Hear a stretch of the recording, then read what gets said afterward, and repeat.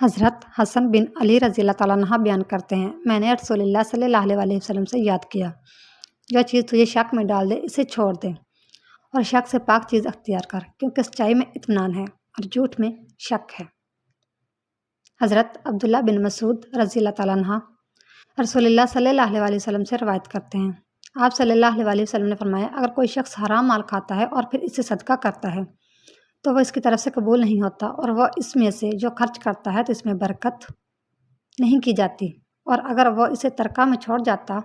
ہے تو وہ اس کے لیے آگ میں اضافے کا باعث بنتا ہے، کیونکہ اللہ برائی کے ذریعے برائی ختم نہیں کرتا بلکہ وہ نیکی کے ذریعے برائی ختم کرتا ہے اور خبیث کو ختم نہیں کرتا۔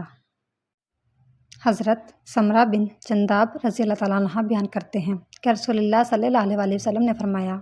افضل صدقہ کسی کے لیے ایسی سفارش کرنا ہے